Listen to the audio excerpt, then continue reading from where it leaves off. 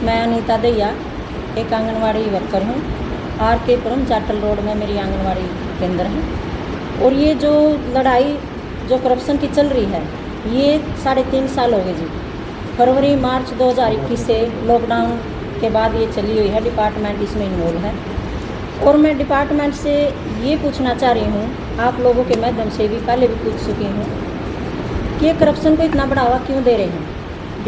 Anganwadi department पहले से ही बहुत बदनाम होता है। जहाँ भी देखो आंगनवाड़ी की आलोचना होती ही होती है।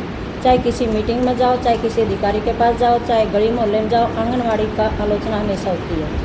लेकिन इसके बावजूद जो मुकेश हेल्पर जो मेरे केंद्र पर स्थित थी, मेरे साथ 2015 में उसकी ज्वाइनिंग हुई थी, 2014 में ज्वाइनिंग हुई थी और उसकी और मेरी इकट्ठी ज्वाइनिंग हुई थी। जब से ज्वाइनिंग हुई है तब से लेकर उसने राशन चोरी करना नहीं छोड़ा जी। ना तो मैं उसकी बॉडीगार्ड हूँ, ना मैं उसकी सिक्योरिटी गार्ड हूँ कि मैं उसको हर रोज़ उसकी फिजिकल चेकिंग करूँगी। जब उसको पकड़ रखा है मैंने, 2015 में भी पकड़ा है और अब 2021 में भी पकड़ा है। लोगों के घर से मैं राशन उठा कर लेकर आई हूँ, उसका रखा हुआ चोरी करा हुआ, तब भी महकमा उसका कोई एक्शन नहीं ले रहा। फिर उसके बावजूद मैंने एक लंबी लड़ाई लड़ी। उसमें लंबी लड़ाई में ये सारा मुद्दा सामने आया है। ये है जी, एक एक कागज़ उठाऊंगी। ये इसमें सुपरवाइज़र संगीता मैडम इन्वॉल्व थी उनके साथ चोरी करने में। ये भी सुपरवाइज़र भी चार्जशीट हो चुकी हैं और हेल्पर भी चार्जशीट हो चुकी हैं। लेकिन हेल्पर चार्जशीट नहीं होती, मंत्री साहब को नहीं पता था। वर्कर और हेल्पर चार्जशीट नहीं होती, वो सीधा टर्मिनेट होती है। इनके ऊपर ना टर्मिनेट का है, ना कोई एक्शन लिया गया है, ना कुछ नहीं किया गया है। आज तक लिपापोती कर दी गई है विभाग के द्वारा। यानी कि शिक्षा मंत्री कंवरपाल गुर्जर जी, हमारे कैबिनेट मंत्री आए थे जो पहले गवर्नेंस में, उनको भी, MP साहब को भी, MLA साहब को भी, सबको इन्होंने किनारे लगा दिया है। यानी कि सरकार कोई कुछ नहीं समझ रहे। सरकार के द्वारा मुझे न्याय मिला है। जिला कष्ट निवारण समिति में मेरा केस चला था, वहाँ पर इनको दोषी ठहराया गया है। वहाँ पर मेरी जीत हुई थी और इनको दोषी पाया गया था। उसके बाद भी विभाग ने इन पर कोई एक्शन नहीं लिया, ना आज तक इन पर कोई रिकवरी भरवाई है। जब रिकवरी ही नहीं भरवाई गई तो महकमा क्या करेगा इसका। अब ये 2014 से मैं इसका रिकॉर्ड उठाती हूँ कि ये डाठा मार लेती है कपड़े का, दुपट्टे का, और ये रोना शुरू कर देती है सबके सामने। जो भी अधिकारी होता है उसके सामने अपने मगरमच्छ के आंसू बहाना शुरू कर देती है। सबको लगता है ये तो शरीफ सी औरत है, ये चोरी नहीं करी होगी इसने, ये तो बिना मतलब का मुद्दा उठा रही है। पहले तो ये लगता था, फिर मैंने इसको साबित भी कर दिया। ये है जी 2015 का रिकॉर्ड। जब इसने चोरी करी थी, ऐसे तरीके से चोरी करती थी। एक डल्लू लेके आती थी, डल्लू में मैं समझती थी भाई चलो अपने बेटे के लिए सब्जी पूरी वगैरह डाल रखी होगी, लेकिन ये हर रोज़ उसमें चीनी तेल वगैरह डालती थी। क्या मैं इसकी हर रोज़ फिजिकल चेकिंग करती, जबकि मेरे को उस टाइम पर कोई शक भी नहीं था। और उस टाइम पर मैं अपने घर से राशन लेकर आती थी, घर से राशन लेकर जब मैंने अपनी इज्जत बचाती थी। और इसकी गवाह हमारी सुपरवाइज़र मंजू मैडम भी हैं, और इसकी गवाह हमारा MC सुनील वर्मा भी हैं, और इसके गवाह हमारे पड़ोसी भी हैं जो आंगनवाड़ी के पड़ोसी हैं, और इसके गवाह मेरे बच्चे भी हैं। क्या मैं अपने बच्चों को गलत शिक्षा दूँगी कि भी तुम झूठ बोलो। मैं अपने बेटे के साथ दुकान से राशन लेके आती थी, घर से अपनी बोरी गेहूं की लेके आई, दुकानों से मैं तेल भी लेके आई। मंजू मैडम के सामने मैंने तेल मंगवाया है, जबकि मंजू मैडम ने नहीं कहा कि भी आप लेकर आओ, लेकिन मैंने फिर भी कहा मैडम इतना कम तेल है तो मैं लेकर आऊँगी, मैं मंगवाऊँगी। और हेल्पर के द्वारा ही मंगवाया मैंने। 10 लीटर तेल तो उस टाइम पे मंगवाया था। और चीनी का तो ये नहीं पता जी 50 किलो या 60 किलो मैं दुकानों से भर चुकी थी। लेकिन इस लेडी को फिर भी कोई शर्म नहीं आई, इसने ये भी घृणा नहीं आई कि ये तो अपने घर से राशन लाकर भरती है और तू इस मॉल के राशन से भी अपने घर ले जा रही है। इसने जब भी ये नहीं आया, इसने फिर क्या किया, जब ये मुद्दा मैंने इसको एक दिन ये पकड़ी गई 2015 में, 23 जनवरी 2015 में पकड़ी गई थी चीनी की चोरी करती हुई। उस टाइम मैंने इसका मुद्दा उठाया। उस टाइम CDPO ने कहा कि विजय लक्ष्मी, हमारी एक संगठन की विजय लक्ष्मी बहन, आप सब जानते हो, तो भैया इनका मन मुटाव जो है इनका वो ठीक करके आओ। तो सुनील वर्मा जी आ गए, हेल्पर वर्कर आ गई, कुछ पड़ोस की आ गई। उस टाइम इसको समझा दिया था और इसको माफ़ भी कर दिया था। उसके बावजूद इसने टिकाई नहीं करी जी। इसने ये इतने सारे मुद्दे, देखो जी, ये है सृष्टि कल्याण समिति, ये बिना साइन के है लेटर। ये इतनी चालाक औरत है, इस सृष्टि कल्याण समिति के द्वारा हमारे लेटर डलवाए गए, एक सरोज हेल्पर और एक मुकेश हेल्पर, ये दोनों जाती थी। किसी से लेटर टाइप करवा कर, किसी का क्या उसका नाम भी पता है, ये जानती है उनको, तो उससे लेटर टाइप करवाती थी। सृष्टि कल्याण समिति वाले को हमने इतनी मुश्किल से ढूंढा, हमारे जो में एक काम लगा देते थे कि आप ही लोग ढूंढ के लाओ उसको। हम दोपहर में घूमते थे सारा दिन, पता नहीं कितनी गलियों में, कितने पूरे पानीपत में घूमते थे, जब ये मिलते थे हमें। तो इसने कहा जी मैं आपके लेटर क्यों डालूंगा, मैं आपको जानता नहीं। इसके बाद जी सृष्टि कल्याण समिति का भी 2 बार लेटर आया हुआ है। और इसके बाद लेटर हैं राजेश यादव, ये देखो एक एक चीज़ प्रूफ के साथ उठाऊंगी जी। ये कोई 15 जगह लेटर घूम के आए हैं विभाग से। तो ये राजेश यादव, इसने एक इलेक्शन लड़ा था। और मैं जब पाइट कॉलेज में जॉब करती थी, उस टाइम पर मैंने, जैसे मेरी बस घूमती थी हर एक गली में, तो मेरे को याद था कोई राजेश यादव का साइन बोर्ड लगा हुआ है। तो मैंने अपने बेटे को लिया, शांति नगर में गई, शांति नगर में एक गली में घूमी, क्या मैं परेशानी नहीं होती थी? एक पागलों की तरह हम फिरते थे, एक लेडीज़ हमारे को पागलों की तरह फिराती थी।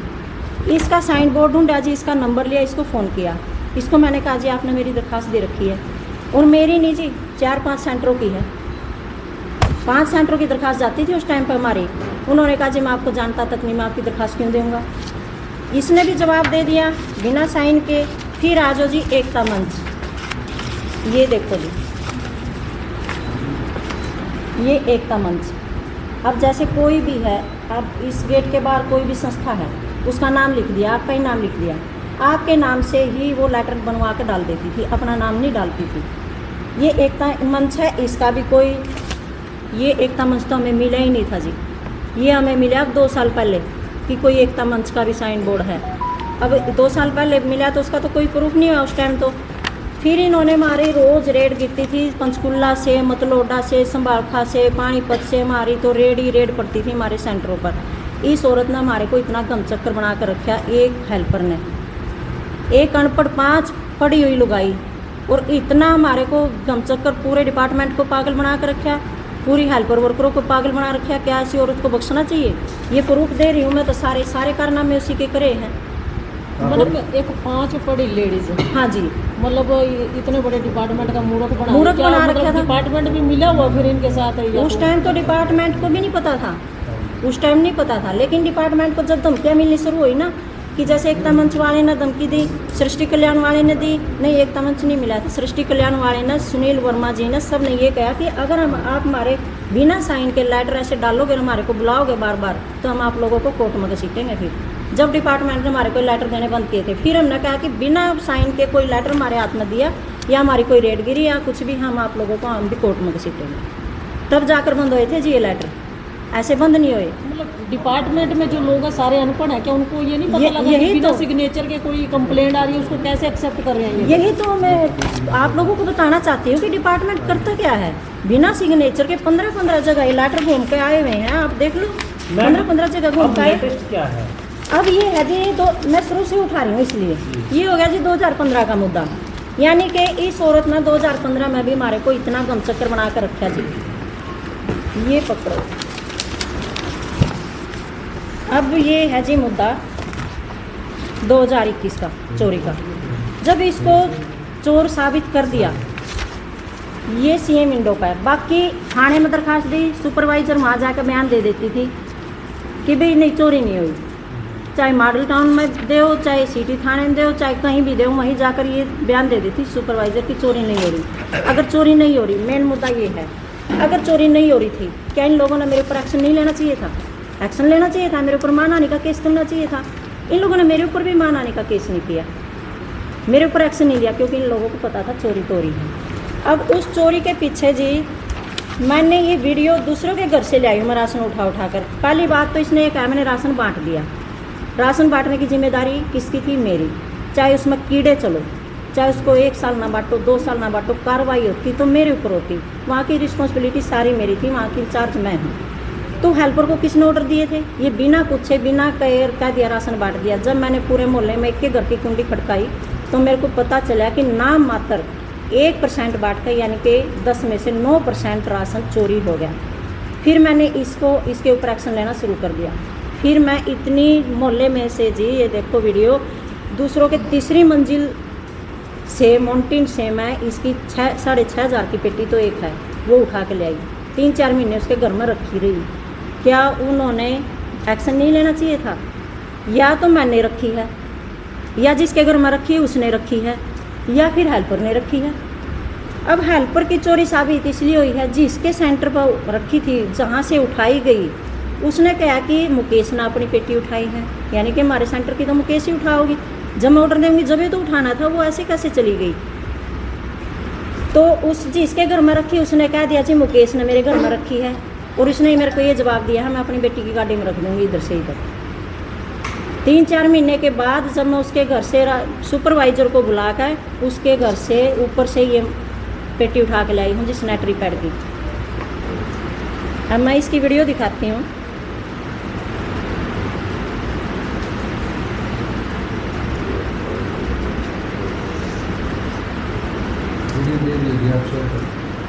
वीडियो शेयर कर दूँगी जी। ये इसी के सिर पर पेटी रखी है और साथ में सुपरवाइजर चली हुई है और 3-4 आम वर्कर हैं। अगर मान ले ये झूठा इल्ज़ाम था इसके ऊपर, क्या इन लोगों ने मेरे ऊपर एक्शन नहीं लेना चाहिए था? अगर नहीं लिया तो चोर साबित है ये। तो क्या कार्रवाई? तो कार्रवाई मैं ये चाहती हूँ कि जब इसको चोर साबित हो चुकी है, ये सीएम विंडो की दरखास्त में भी साबित हो चुकी है, तो इसके ऊपर एक्शन क्यों नहीं है? ना इसके कोई रिकवरी भरवाई गई है, ना इसका कोई एक्शन लिया गया है, या सीधा टर्मिनेट होनी है जी। अगर ये करप्शन ऐसे ही फैलता रहा, क्या मंत्री संतरी जितने भी हैं क्या किसी की कोई वैल्यू नहीं है? क्या सरकार की कोई वैल्यू नहीं है? सरकार ने मुझे न्याय दिया है। इनको कौन बचा रहा है? इनको जी हमारे नीचे सतर से सुपरवाइजर से लेकर डायरेक्टर मैडम तक बचा रही है। डायरेक्टर मैडम का भी एक्शन यही था। उसने ये कहा है कि ये देखो चाबी तो रखना वर्कर का काम है, ये हमारे लॉ में लिखा हुआ है। एक तो मुझे डायरेक्टर मैडम से वो लॉ की कॉपी चाहिए जिसमें ये लिखा हुआ है कि चाबी रखना वर्कर का काम है। पंचकूला हेड ऑफिस, हाँ जी।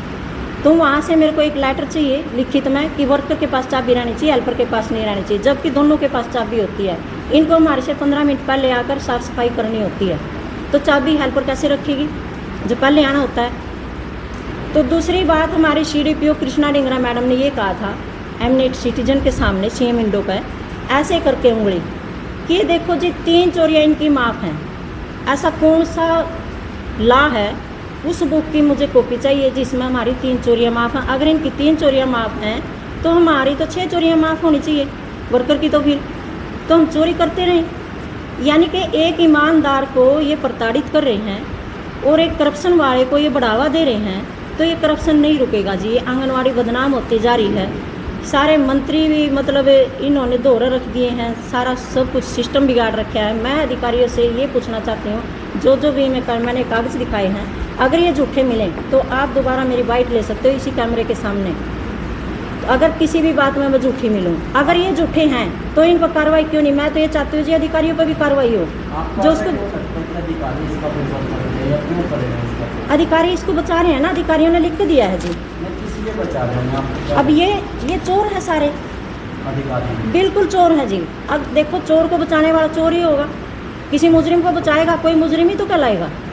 अब सुपरवाइजर तो इन्वॉल्व है ही, वो तो देखो चार्जशीट हो चुकी है, मैंने ये दिखा दिया आपको पेपर अखबार का। अब वो CDPO मैडम कह रही है, 4-5 दिन पहले मुझे बुलाया गया था ऑफिस में, कह रही इस पर कोई चोरी साबित तो नहीं हुई है। मैंने कहा फिर ADC मैडम भी पागल है क्या? ADC मैडम ने जब चोर साबित कर दी, इसको गवर्नेंस में रखा गया, मंत्री साहब भी पागल है क्या कि मंत्री साहब ने भी इसको 8 सदस्यीय कमेटी बनाई गई थी जी प्रदीप जी, उसमें चोर साबित हुई, गवर्नेंस में चोर साबित हुई, दोषी घोषित होगी, यानी कि उसके बाद भी कह रही है चोर साबित तो नहीं हुई। गवर्नेंस में जो एमिनेट सिटीजन हैं जो सीएम विंडो के, उन्होंने चोर साबित कर रखी है। अब चोर तो सारे को साबित हो चुकी है। तो मैडम ने ये कहा है, मैंने कहा जी अभी टर्मिनेट होनी है, आप इस पर रिकवरी क्यों नहीं भरवा रहे हो? तो CDPO मैडम का कहना है, मैंने कहा हमारा लोकायुक्त में केस है, 14 तारीख है जी, अभी ये 14 आने वाली है, कि भाई मैंने कहा ये टर्मिनेट तो होगी ना। फिर कह रहे टर्मिनेट नहीं करेगा इसको कोई भी, यानी कि लोकायुक्त इनके रिश्तेदार हैं, जो वहाँ जज साहब बैठे हैं वो भी इनके रिश्तेदार हैं। इतने कॉन्फिडेंस से कह रही है कि नहीं ये टर्मिनेट नहीं होगी। लेकिन मुझे पूरी उम्मीद है कि लोकायुक्त से वहाँ मुझे न्याय मिलेगा। न्याय तो मिलेगा, इसके तरफ से तो मिलेगा, लेकिन मैं ये कहना चाहती हूँ आप लोगों के माध्यम से, जिसने इसको बचाया है, जिसने इसके लेटर बनाए हैं, कृष्णा डिंगरा मैडम ने, कृष्णा मैडम ने, CDPO दोनों मैडम ने ऐसे लेटर बना रखे जी जो मेरा टूंदा बंधना था, यानी कि मेरे ऊपर कार्रवाई होनी थी सीधी सीधी। अगर मैं लड़ाई ना लड़ती तो मोटे मोटे अक्षरों में मेरा नाम आता करप्शन में। अब मैंने इतनी लड़ाई लड़ी है तो मैं अपना ज़मीर मार कर ऐसे नहीं बैठ सकती।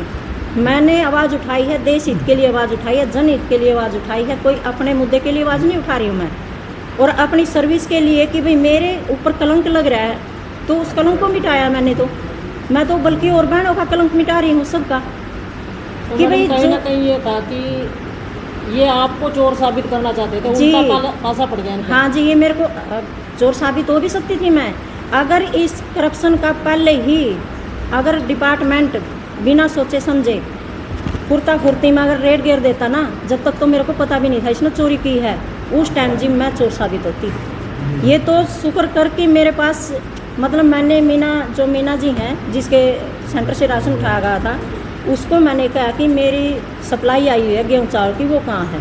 ये तो जब बांडा फूटा है उसने कहा मुकेश हेल्पर के घर पर है, उसने अपने घर पर उतार ली। बस तब से लेकर फिर मैंने बहुत चक्रव्यूह मतलब इनके खिलाफ वो करा है। इन्होंने तो मेरा चक्रव्यूह फंसा दिया था। इनके लेटर ऐसे ऐसे हैं जी कि मेरा तो मतलब मैं इतनी प्रताड़ित करी, फिर मैं जितने भी ये मेरे खिलाफ लेटर बनाते चले गए ना, तो मेरे को इतना ही मतलब कॉन्फिडेंस आता चला गया कि मैं एक सच्चाई पर हूँ और मैं इनसे हार कर बैठ जाऊँ। ऐसे तो नहीं हो सकता कि मैं इनसे हार कर बैठ जाऊँगी, तो जो चोर हैं वो जीत कर बैठ जाएंगे। तो इसलिए मैं कहती हूँ कि CDPO जो भी है कृष्णा डिंगरा मैडम है और कृष्णा मैडम है, दूसरी क्या नाम था CDPO उस टाइम पे कृष्णा डिंगरा मैडम ही थी, CDPO तो वही थी। हाँ जी। तो उस टाइम पे इन्होंने जो लेटर बनाए मैं तो कहती हूँ उन पर भी कार्रवाई हो। और जो हमारी PO मैडम थी राजबाला मैडम, उस राजबाला मैडम के सामने जी संगठन की थी 10-15 लेडीज़। देखो अधिकारियों की बात बताती हूँ मैं नहीं डरती इनसे किसी से भी, मेरा ये कुछ नहीं बिगाड़ सकते, सिर्फ एक नौकरी छीन सकते हैं और नौकरी से मैं डरती नहीं हूँ क्योंकि मेरे को बच भी क्या रहा है इसमें, मैं तो अपने घर से भर रही हूँ उसी दिन से। तो PO मैडम के सामने राजबाला मैडम के सामने वर्करों ने ये कहा, एक तो संतोष जी हैं C2 में थी जो पहले अब वो भारतीय मजदूर संघ में है, बिल्कुल नाम से बोलूँगी जी बाय नेम, कोई डर नहीं है, बिल्कुल सामने क्या रखी है बात। उसने कहा जब मैंने ये मुद्दा उठाया, मैडम आप मेरा मुद्दा छोड़ो आज यूनियन का है, तो मैडम ने छेड़ ही लिया। तो मैंने कहा आप सारे चोर इकट्ठे हो रहे हो क्या? कहते हैं देखो ये कैसे बोल रही है। संतोष जी बोलती हैं कि ऐसा कोई नहीं है जो राशन नहीं खाता, सब राशन खाते हैं, डायरेक्टली बोल दिया। इसको डायरेक्टर क्यों बचा रही है, थोड़ा सा बताओ। मैं बताऊंगी जी। ये सुपरवाइजर वो WCD की डायरेक्टर जो संतोष जी थी यूनियन की प्रधान, उन्होंने सीधा डायरेक्ट ये बोला कि भाई सब खाते हैं, कौन नहीं खाता, मैं भी यूज करती हूँ, सारा तेल वेल मैं आंगनबाड़ी का यूज करती हूँ। फिर एक और थी इसराने से, उसने भी यही बोला। फिर मैंने PO मैडम को ये जवाब दिया, मैडम ये सारी चोरों की मंडली इकट्ठी कर रखी है क्या? यानी कि PO मैडम के मुंह में कोई शब्द नहीं था बोलने के लिए। अब आप ये बताओ सीधे सीधे सारे इन्वॉल्व हैं कि नहीं इन्वॉल्व हैं भ्रष्टाचार में? मैडम के सामने जब वो हाँ कर रही हैं, हम चोरी कर रहे हैं, और फिर मैडम कुछ नहीं कर रही। मैडम एक सवाल मैं पूछना चाहूँगी, जैसा कि कहते हैं सरकार ऊपर से 100 रुपया भेजती है, नीचे 2 ही पहुँचते हैं, क्या वो ये अधिकारी और कर्मचारी ही मिलके खा जाते हैं, इसीलिए 2 ही पहुँचते हैं? पैसा भी खाते हैं, जैसे हमारा हर वर्कर का 500 रुपये आता है ट्रेनिंग का, ये क्या करते हैं ट्रेनिंग में, एक समोसा दे देते हैं, वो भी हाथ पर ऐसे।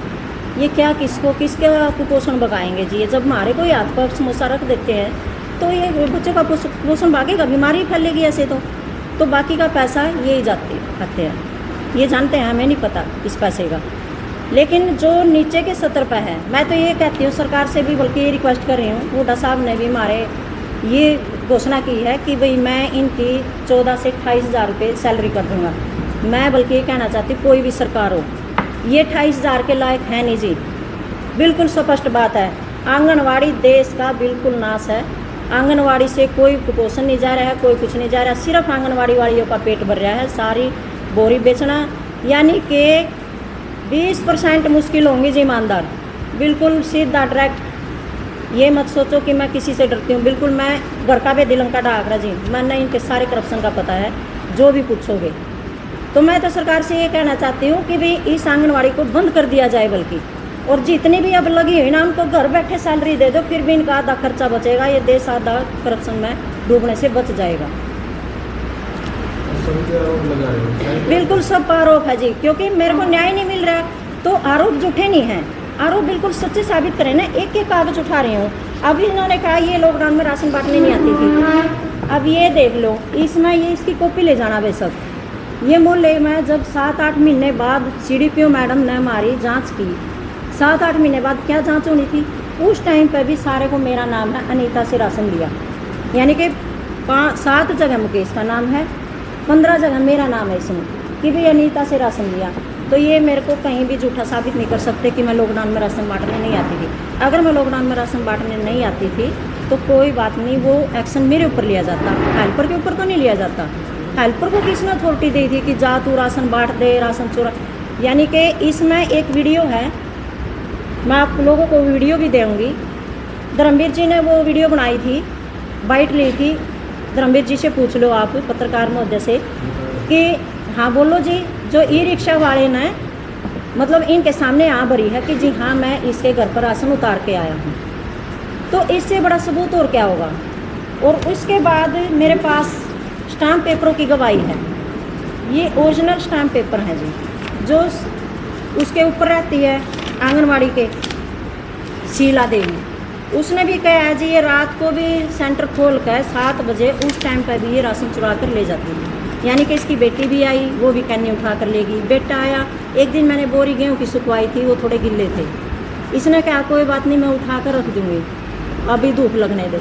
ऐसा तो नहीं जी हर टाइम कोई कैमरा लेकर घूमेगा, थोड़ा बहुत तो विश्वास भी करना होता है बंदे पर। तो इसने क्या किया, रात को 7 बजे लड़का भेजा एक लड़के के साथ, और दोनों बोरी उठा कर अपने घर ले गए। फिर उस शीला ने मेरे को बताया है, अब सारी बात जब इसकी करप्शन की सारी बातें ऊपर आई, ये है शीला देवी के स्टाम्प पेपर पर बयान। अब मेरे भी स्टाम्प पेपर पर हैं, मेरे 6-7 गवाहों के स्टाम्प पेपर पर बयान है। या तो इनकी कार्रवाई की जाए जिसने स्टाम्प पेपर दे रखे हैं, मैंने भी लोकायुक्त में 1000 स्टाम्प पेपर पर दरखास्त है, या मेरी कार्रवाई की जाए, मेरे को टर्मिनेट किया जाए। अगर मैं झूठ बोल रही हूँ तो ये साबित करो, जैसे मैं एक एक कागज़ उठा कर साबित कर रही हूँ ना, ये एक एक कागज़ उठा कर साबित करो कि भाई ये झूठ बोल रही है किसी भी बात में। अगर मैं झूठ नहीं बोल रही हूँ, मैं सच्ची हूँ, तो मुझे न्याय दिलवाया जाए जी। अब आप मुझे बता दो कि किस किस के खिलाफ क्या कार्रवाई करती, नाम लेके बता दो। नाम लेकर जी, एक तो मुकेश देवी है हेल्पर, उसको तो सीधा टर्मिनेट होना है, उसका कोई प्रावधान नहीं है जी, हमारा कोई ऐसा प्रावधान नहीं है जिसको कोई चार्जशीट कर सके। कौन से आंगनबाड़ी केंद्र से है वो? ये 262 RK पुरम जाटल रोड पानीपत। वो कौन, इसके अलावा और इसके अलावा सुपरवाइजर संगीता मैडम, जो इसमें चार्जशीट हुए बैठे हैं, रुक गया यार, मंत्री साहब ने इसको चार्जशीट कर रखा है, उस पर भी कोई एक्शन नहीं है। 4 सीट में जांच चल रही है, हाँ जी, जांच चल रही है सर, जांच नहीं जांच जो तो सब हो चुकी है। मैंने इनसे RTI से जवाब लेना चाहा है। मांग कर रहे हो, terminate। हाँ टर्मिनेट ही हो, मतलब टर्मिनेट होने का ही प्रावधान है जी हमारे में। हेल्पर वर्कर का कोई वो नहीं है कि इसको चेतावनी लेटर दे दो, चोरी का चेतावनी लेटर नहीं होता जी कोई भी।